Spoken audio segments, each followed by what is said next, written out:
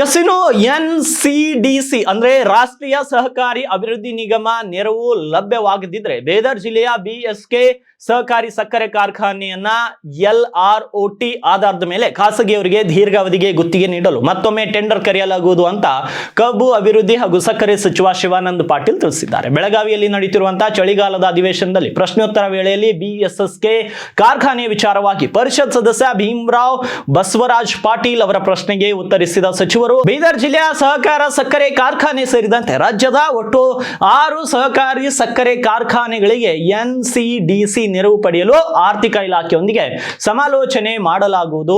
NCDC ನೆರವು ಲಭ್ಯವಾಗದಿದ್ದರೆ ಖಾಸಗಿಯವರಿಗೆ ಗುತ್ತಿಗೆ ನೀಡಲು ಮತ್ತೆ ಟೆಂಡರ್ ಕರೆಯಲಾಗುವುದು ಅಂತ ಹೇಳಿದರು. ಆರ್ಥಿಕ ಸಂಕಷ್ಟ ಮತ್ತು ಇತರ ಕಾರಣಗಳಿಂದಾಗಿ ಸ್ಥಗಿತಗೊಂಡಿರುವಂತಹ ಸಹಕಾರಿ ಸಕ್ಕರೆ ಕಾರ್ಖಾನೆಗಳನ್ನು ಕಬ್ಬು ಬೆಳೆಗಾರರು ಮತ್ತು ಕಾರ್ಮಿಕರ ಹಿತದೃಷ್ಟಿಯಿಂದ ಖಾಸಗಿಯವರಿಗೆ ದೀರ್ಘಾವಧಿಗೆ ಗುತ್ತಿಗೆ ನೀಡುವ ಮೂಲಕ ಪುನಶ್ಚೇತನಗೊಳಿಸುವುದು ಸರ್ಕಾರದ ಪ್ರಸ್ತುತ ನೀತಿಯಾಗಿದೆ.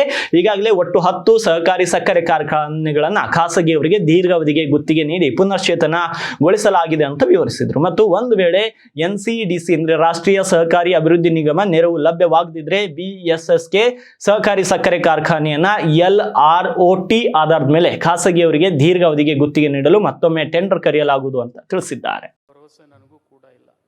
ಆದರೆ 99 ಸಕ್ರಿಯ ಸಚಿವರಿಗೆ ಸನ್ಮಾನ್ಯ ಸಭಾಪತಿಗಳು ಉತ್ತರವನ್ನು ತೆಗೆದುಕೊಳ್ತಾ ಇದ್ರೆ ಅವರಿಗೆ ಮೊದಲನೇ ಅಧ್ಯಕ್ಷರೇ ಉತ್ತರ ಒದಗಿಸಿದಾರ. ಆದ್ರೆ ಏನಾಗ್ತಾ ಇದೆ, ಸುಮಾರು ಒಂದು 25,000 ನಮ್ಮ BSSK ಶುಗರ್ ಫ್ಯಾಕ್ಟ್ರಿ ಏನು ಇಡೀ ಬೀದರ್ ಜಿಲ್ಲೆಯಲ್ಲಿ ಮೊಟ್ಟ ಮೊದಲಿಗೆ ಯಾವ್ದಾದ್ರು ಒಂದು ಶುಗರ್ ಫ್ಯಾಕ್ಟ್ರಿ ಇತ್ತಪ್ಪ ಅಂದ್ರೆ ಅದು ನಮ್ಮ ಹುಮ್ನಾಬಾದ್ ತಾಲೂಕಿನ BSSK ಫ್ಯಾಕ್ಟ್ರಿ ಇತ್ತು. ಅದ್ರ ಸುಮಾರು ಒಂದು 25,000 ಅದು ರೈತರು ಅದ್ರದ್ದು ಶೇರ್ ಹೋಲ್ಡರ್ ಇದ್ದಾರೆ. ಅದ್ರ ಕಡೆಯಿಂದ ನಾನು ಹೇಳ್ತಾ ಇರೋದು ಒಂದೇ ಒಂದು ಮಂತ್ರಿಗಳಿಗೆ, ಯಾಕಂದ್ರೆ ನಾರ್ತ್ ಕರ್ನಾಟಕ ಯಾವಾಗೂ ಬೆಳಗಾವಿ ಅಧಿವೇಶನದಾಗ ಆಗಿದೆ, ಬೆಂಗಳೂರು ಅಧಿವೇಶನದಾಗ ಆಗಿದೆ. ಸುಮಾರು ಸಲ CM ಅವ್ರ ಜೊತೆ ನಮ್ಮ ಇನ್ಚಾರ್ಜ್ ಮಂತ್ರಿ, ಸಕ್ರಿಯ ಮಂತ್ರಿ ಮತ್ತು ಅಲ್ಲಿದ್ದಂಥ ಎಲ್ಲ MLC ಅವ್ರ ಜೊತೆ ಲಾಸ್ಟ್ ಟೈಮ್ ಬೆಂಗಳೂರದಲ್ಲೂ ಸೆಷನ್ಗಿಂತ ಮುಂಚೆ ಮೀಟಿಂಗ್ ಇಕ್ಕಿದ್ರು. ಆ ಮೀಟಿಂಗ್ದಲ್ಲೂ ಏನೂ ಆಗಿಲ್ಲ. ಸುಮಾರು ನಾನು ಅನಿಸುಮಟ್ಟಿಗೆ 1969ನಲ್ಲಿ ಇದು ಶುಗರ್ ಫ್ಯಾಕ್ಟ್ರಿ ಪ್ರಾರಂಭ ಆಗಿತ್ತು. ಈಗ ಒಂದು 4 ವರ್ಷ ಆಗಿದೆ ಒಂದು ಫ್ಯಾಕ್ಟ್ರಿ ಬಂದ್ ಆಗಿದೆ. ದಯಮಾಡಿ ಈಗ ಏನು NCDCಗೆ ಏನು ನೀವೇನು 5ರಿಂದ 6 ಫ್ಯಾಕ್ಟ್ರಿ ಏನು ಕೊಟ್ಟು ಕಳಿಸಿದ್ರಿ ಸೆಂಟ್ರಲ್ ಗೌರ್ಮೆಂಟ್ಗೆ, ಅದು ಏನಾಗಿದೆ ಮಾಹಿತಿ ಅದು ಬಂದಿದೆ ನನ್ನ ಹತ್ರ. ಮಗರ ಮಂತ್ರಿಗಳು ನಮ್ದೊಂದು ಇದು ಇದೆ, ನೀವು ಯಾವುದೇ ಇದಕ್ಕಾಗಿ ಅಥವಾ ತಾವು ಲೀಸ್ ಆದರೂ ಕೊಟ್ಟು ನಮ್ಮ ಫ್ಯಾಕ್ಟ್ರಿ ನಮ್ಮ ರೈತರಿಗೆ ಅನುಕೂಲ ಮಾಡಿಕೊಟ್ರಂದ್ರೆ ನಮ್ಗೆ ಒಳ್ಳೇದಾಗ್ತದ. ಯಾಕಂದ್ರೆ ನಮ್ಮ ಬೀದರ್ ಜಿಲ್ಲೆಯಲ್ಲಿ ಮೇನ್ ರೈತರದ್ದು ಏನಪ್ಪ ಅಂದ್ರೆ ಶುಗರ್ ಕೇನೆ ನಮ್ಮದು ಜಾಸ್ತಿ ಬೆಳೆಸ್ತಾರೆ ಎಲ್ಲ ರೈತರು. ಅದಕ್ಕೆ ದಯಮಾಡಿ ಮಂತ್ರಿಗಳೇ, ನಾನು ಸುಮಾರು ಸಲ ನೀವು ಪರ್ಸ್ನಲ್ಲು ಭೇಟಿಯಾಗಿದ್ದೀನಿ ಬಂದು, ಮತ್ತು ಆಮೇಲೆ ತಮ್ಮ ಆಫೀಸ್ನಲ್ಲೂ ತಾವು ಇನ್ಚಾರ್ಜ್ ಮಂತ್ರಿಗಳು ಮತ್ತು ಎಲ್ಲರೂ ಕಲ್ತು ಮೀಟಿಂಗ್ ಮಾಡಿದ್ದು ಲಾಸ್ಟ್ ಬೆಂಗಳೂರು ಅಧಿವೇಶನದಲ್ಲೂ. ದಯಮಾಡಿ ಅದಕ್ಕೆ ಯಾವುದೇ ರೀತಿಯಲ್ಲಿ ಮುಂದೆ ಬರೋಂಥ ದಿನದಾಗ ನಮ್ಮ ರೈತರಿಗೆ, ಬೀದರ್ ಜಿಲ್ಲೆ ರೈತರಿಗೂ ಅನುಕೂಲ ಮಾಡಿಕೊಡ್ತೀರಿ ಅಂತ ನಾನು ನಿಮ್ಮ ಮ್ಯಾಗ ವಿಶ್ವಾಸ ಸಿಕ್ಕಿ ಬಾರ್ ಕೇಳ್ತಾ ಇದ್ದೀನಿ ಮಂತ್ರಿಗಳೇ. ಜರ ಲೀಸ್ದ್ರ ಯಾರಿಗಾದ್ರೂ ಕೊಟ್ಟು ಈಗ ಆಲ್ರೆಡಿ ಕೊಟ್ಟಿದ್ದೀರ, 1 ಫ್ಯಾಕ್ಟ್ರಿ 2 ಫ್ಯಾಕ್ಟ್ರಿ ಲೀಸ್ನಲ್ಲಿ ಕೊಟ್ಟು ಫ್ಯಾಕ್ಟ್ರಿ ಚಾಲನೆ ಮಾಡಿರಿ. ಅದೇ ರೀತಿ ನೀವು ಇದನ್ನು ಫ್ಯಾಕ್ಟ್ರಿ ಚಾಲನೆ ಮಾಡಬೇಕಂತ ಹೇಳಿ ನಿಮ್ಮ ಹತ್ರ ಮನವಿ ಮಾಡ್ತೀನಿ ಮಂತ್ರಿಗಳೇ. ಸಚಿವರು ಸನ್ಮಾನ್ಯ ಸಭಾಪತಿಗಳೇ, ಚೇತನ ಮಾಡಬೇಕಂತೇಳಿ ಮೊನ್ನೆ ಕೇಂದ್ರ ಸರ್ಕಾರದ NCDCಯಿಂದ ಕೂಡ ಒಂದು ಪ್ರಯತ್ನ ನಾವು ಮಾಡಿದ್ವಿ. NCDCದವರು ಇತ್ತೀಚೆಗೆ ಒಂದು ನೀತಿಯನ್ನು ಅಳವಡಿಸ್ಕೊಂಡಿದ್ದಾರೆ. ವೈಯಕ್ತಿಕವಾಗಿ ಹಾನಿಯಲ್ಲಿರ್ತಕ್ಕಂಥ ಯಾವುದೇ ಕಾರ್ಖಾನೆಗಳಿಗೆ ಸಾಲ ಕೊಡ್ತಕ್ಕಂಥ ವ್ಯವಸ್ಥೆ ಇಲ್ಲ. ಸರ್ಕಾರ ಖಾತ್ರಿ ಕೊಟ್ಟರೆ ಮಾತ್ರ ಆ ಕಾರ್ಖಾನೆಗಳಿಗೆ ಸಾಲ ಕೊಡ್ತಕ್ಕಂಥ ವ್ಯವಸ್ಥೆಯನ್ನು ಮಾಡಿದ್ದಾರೆ.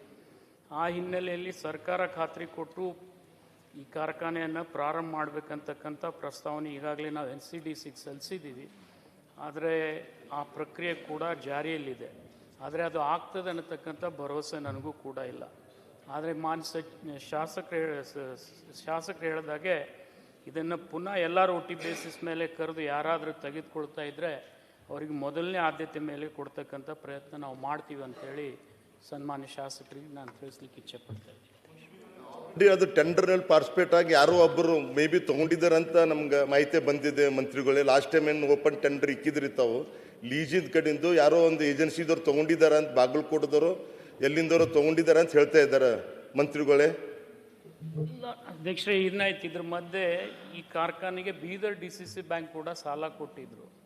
ಆ ಸಾಲ ಕೊಟ್ಟಿರ್ತಕ್ಕಂಥ ಬ್ಯಾಂಕ್ಗಳ ಸಮೂಹಗಳ ಜೊತೆ ಸೇರಿಕೊಂಡವರು ಸರ್ಫೇಸಿ ಆ್ಯಕ್ಟ್ನಲ್ಲಿ ರಿಕವರಿ ಮಾಡಿದರೆ ಒಳ್ಳೆಯದಿತ್ತು. ಆದರೆ ಅವರು ಒಬ್ಬರೇ ಪ್ರತ್ಯೇಕ ಮಾಡಿ ಆ ಕಾರ್ಖಾನೆಯನ್ನು ತೆಗೆದುಕೊಳ್ತಕ್ಕಂಥ ಪ್ರಯತ್ನ ಮಾಡಿದರು. ಅದೊಂದು ನಾವು ನಿಲ್ಲಿಸಿದ್ವಿ. ಯಾಕೆಂದರೆ ಇನ್ನುಳಿದಂಥ ಸಮೂಹ ಬ್ಯಾಂಕ್ಗಳಿಗೆ 3 ಬ್ಯಾಂಕ್ಗಳಿಗೆ ಅವರು ಸಾಲ ಮರುಪಾವತಿ ಮಾಡಬೇಕು. ಆ ಹಂತದಲ್ಲಿ ಇರ್ತಕ್ಕಂಥ ಸಂದರ್ಭದಲ್ಲಿ ಆ ಪ್ರಕ್ರಿಯೆಗೆ ತಡೆ ಕೊಟ್ವಿ. ಆ ಸಂದರ್ಭದಲ್ಲಿ ಅವ್ರು ಹೇಳಿದಾಗೆ ನಾವು ಎಲ್ಲ ರೋಟಿ ಬೇಸಿಸ್ ಮೇಲೆ ಕರೆದಾಗ ಕೆಲವೊಬ್ಬರು ಪಾರ್ಟಿಸಿಪೇಟ್ ಮಾಡಬೇಕಂತಕ್ಕಂಥ ಆಸೆ ವ್ಯಕ್ತಪಡಿಸಿದ್ರು. ಈ NCDC ಇಶ್ಯೂ ಮಧ್ಯೆ ಬಂದಿರೋದ್ರಿಂದ ಅದು ನಿಂತಿದೆ.